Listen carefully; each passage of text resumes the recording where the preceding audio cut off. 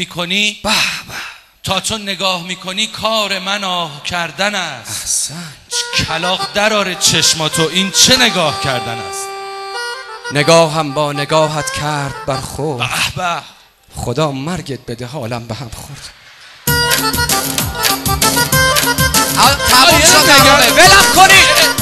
یه دقیقه نگه دارین. اولا آقا برنامه تموم شد، خواهش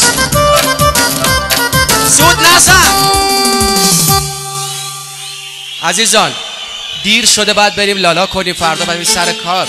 ایشون باید شبونه برگرده تهرون، بنابراین میخوایم مرخصش کنیم. فقط یه اجازه میخوام از محضر جواد عزیزم، یه کار خیلی زیبا و ارزشمند از زنده یاد مرحوم ناصر عبداللهی. به یاد ناصر عزیزی دست قشنگ بزنیم، روح شاد باشه. باریکلا.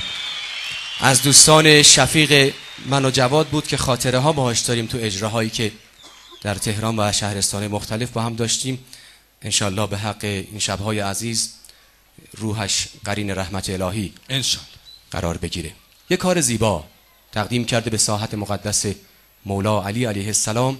هر چقدر که شیعه راستین مولا هستید و هر چقدر که عاشقش هستید، به عشق مولا یه دست عاشقانه و ولایی بزنید بزنید بزنید و این کار بسیار زیبا رو با هم گوش کنید.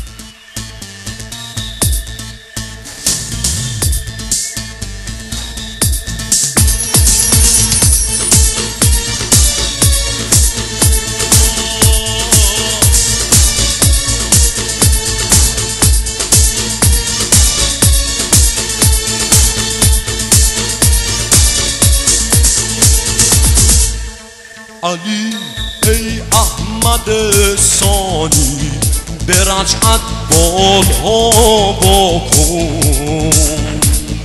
علی ای مرد دین بازای و فتح کل دنیا کن.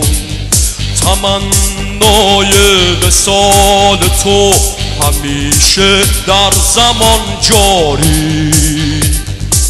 یا ای ذوالفقار حق که خود تنها جهان داری.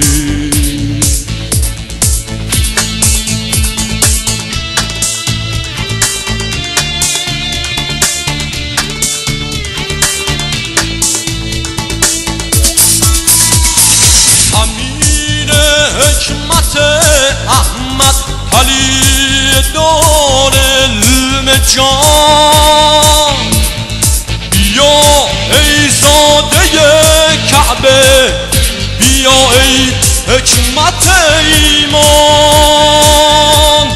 لا اله الا الله علی ولی الله.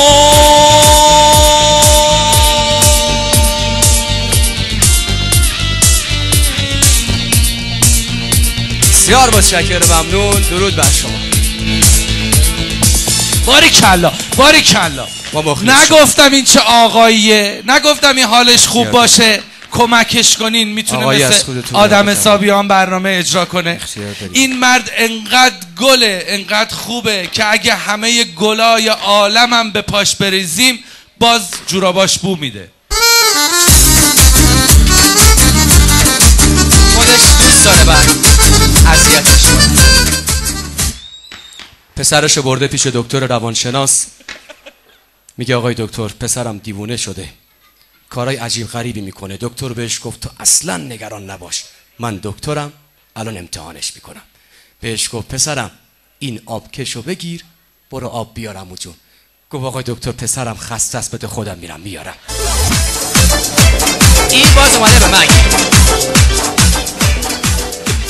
خب انشالله که لذت برده باشید. بله بفهمید شما. نه نمیتونم خانواده نشسته اینجا، راجب تو خیلی چیزا میدونم ولی نباید بگم. اونا رو نگو. نه نمیگم. نه ای بابا نمیشه، آبرومون در خطره.